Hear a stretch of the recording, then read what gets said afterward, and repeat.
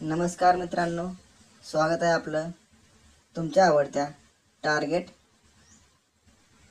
Police भरती या YouTube चॅनलवरती।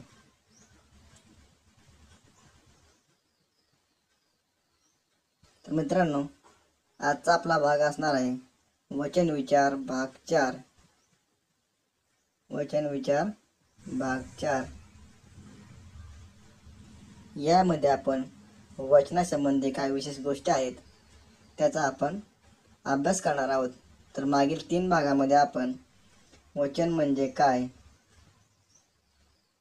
पुल्लिंगी नामाचे अनेक वचन करताना कोणता नियम आहे, त्याला किंवा कोणते अपवाद आहेत हे पाहिलं आहे। भाग 2 यामध्ये आपण स्त्रीलिंगी नामाचे अनेक वचन करताना काय नियम लागू पडतात किंवा कोणते नियम आहेत, त्याला काय अपवाद आहेत ते पाहिलं आहे। आणि तिसऱ्या भागामध्ये आपण नपुंसक लिंगाची उदाहरणासहित स्पष्टीकरण केलेलं आहे नियमाचे।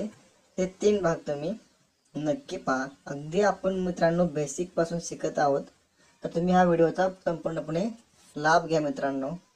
चला तर मग मित्रांनो, तुमचा अधिक न वेळ घेता आपण आपल्या टॉपिकला सुरुवात करूया।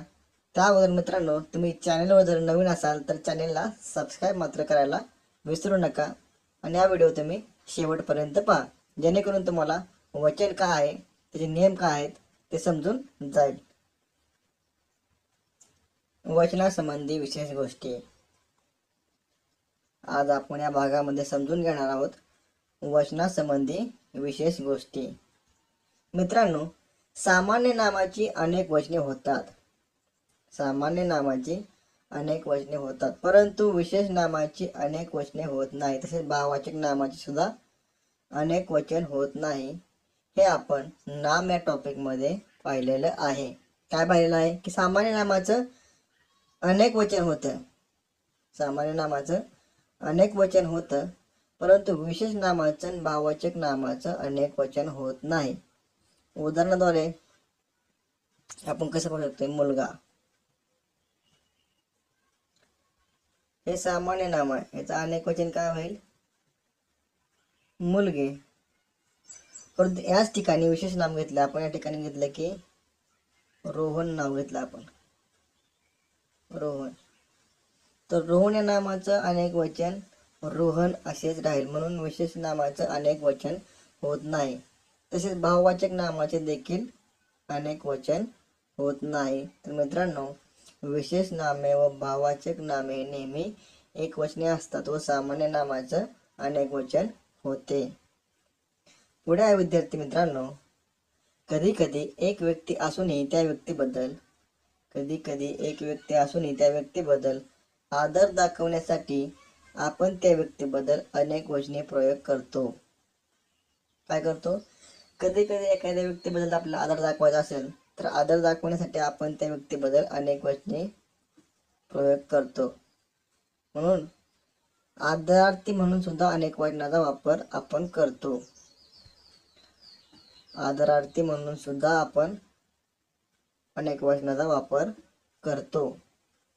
ते कसे आपण उदाहरणाद्वारे समजून तुम्हाला जाईलच। उदाहरणार्थ, गुरुजी शाळेत आत्ताच आले।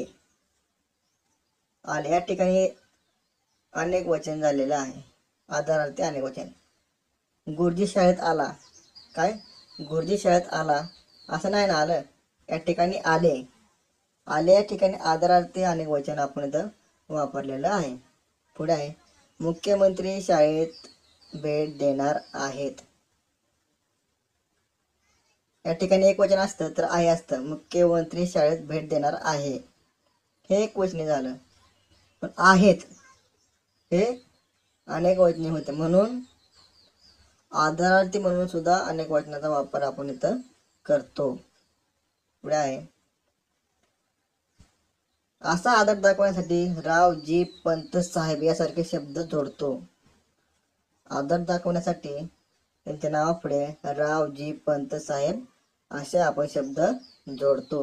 उदाहरणार्थ, गोविंदराव, विष्णुपंत यासारखे शब्द आपण एखाद्या व्यक्तीबद्दल आदर दाखवण्यासाठी जोडतो।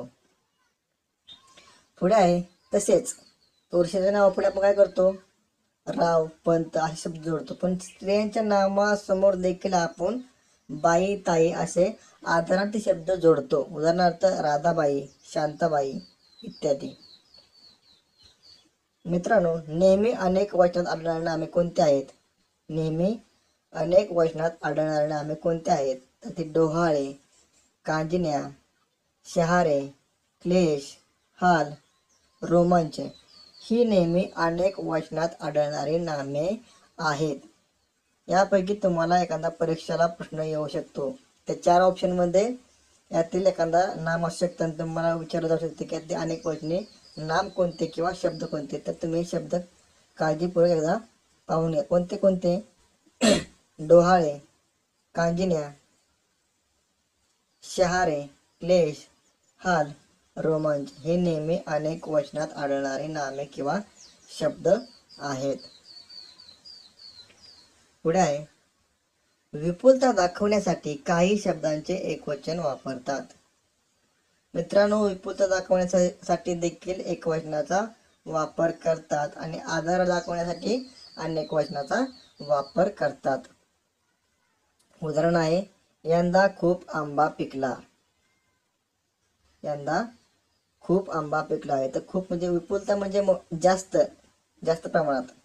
यंदा खूप आंबा पिकला. या ठिकाणी आंबे जर असते तर अनेक वचन झालं असतं, पण या ठिकाणी पिकला, आंबा पिकला या ठिकाणी विपुलता दाखवण्यासाठी एक वचन झालेलं आहे. पुढे आहे, पंढरपुरात यंदा लाख माणूस जमले होते. असं जर असतं, पंढरपुरात यंदा लाख माणसे जमली होती, तर या ठिकाणी अनेक वचन झाले असते. परंतु या ठिकाणी पंढरपुरात यंदा लाख माणसं जमली हे असं आलेलं आहे. तर मित्रांनो, विपुलता दाखवण्यासाठी देखील एक वचनाचा वापर करतात आणि आदर दाखवण्यासाठी अनेक वचनाचा वापर करतात. पुढे आहे, जोडपे, त्रिकूट, आठवडा, पंचक, डझन, शत, सहस्त्र, लक्ष, कोटी हे शब्द असे आहेत की त्यातून अनेकत्वाचा बोध होतो. तरीही तेवढ्या संख्येचा गट म्हणून ते एकवचनीच वापरले जातात. जोडपे म्हणजे या ठिकाणी 2 जण असणार, त्रिकूट म्हणजे या ठिकाणी 3 जण असणार, आठवडा म्हणजे 7. पण यांचा एकच गट म्हणून आपण त्यांना एकवचनी वापरतो. जोडपेचा एकच गट मानतो आणि आपण त्याला एकवचनी वापरतो. पण याचे अनेक गट मानले. आपण जर म्हटले की या ठिकाणी 4 जोडपे आहेत, तर याचं अनेक वचन होतं. 7 आठवडे बोललो आपण की 7 आठवडे, 7 आठवडे, तर हे अनेक वचन झालं.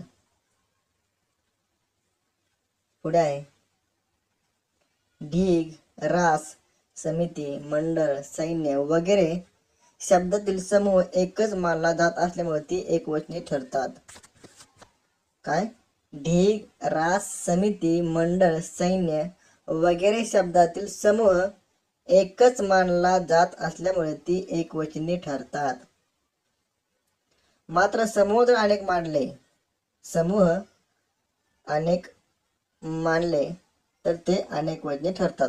समिती हे एक वचन. या ठिकाणी आपण म्हटलं की 10 समित्या, 10 समित्या, तर हे अनेक वचनी झालं. काय झालं?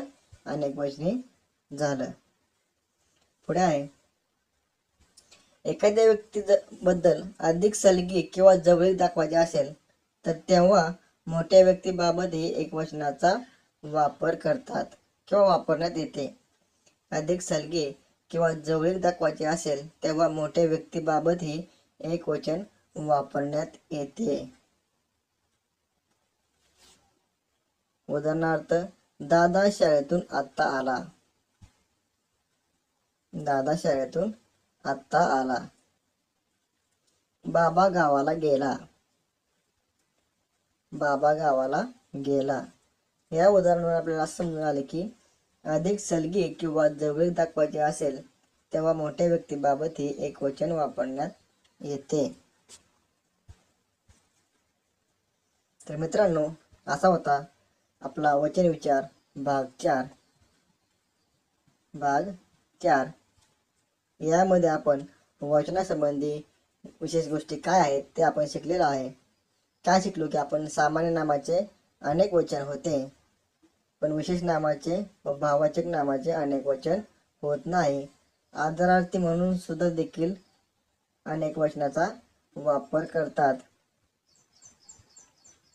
तसेच एखाद्या व्यक्तीबद्दल जवळीक दाखवायचे असेल तर एक वचनाचा वापर करतात. तसेच एखाद्या गोष्टीची विपुलता दाखवायची असेल त्या ठिकाणी देखील एक वचनाचा वापर करतात. अशा प्रकारे मित्रांनो आपण वचन विचार 4 भागामध्ये अगदी डिटेलमध्ये उदाहरणासहित अभ्यास केलेला आहे. आज आपला वचन विचार हा भाग संपलेला आहे. तो आपण 4 भागामध्ये कंप्लीट केलेला आहे. तुम्ही 4ही भाग मित्रांनो पाहून घ्या. त्यामुळे तुमचे वचन विचार हा अगदी बेसिक पासून तुम्हाला समजून जाईल आणि तुम्हाला परीक्षेला एकही मार्क जाणार नाही याची काळजी या व्हिडिओमध्ये घेतलेली आहे. तर मित्रांनो तुम्हाला जर हा व्हिडिओ आवडला असेल तर लाईक करा, शेअर करा आणि चॅनेलला सबस्क्राईब करायला मात्र विसरू नका. भेटू पुन्हा नवीन अशा एका व्हिडिओसह. तोपर्यंत जय हिंद, जय महाराष्ट्र.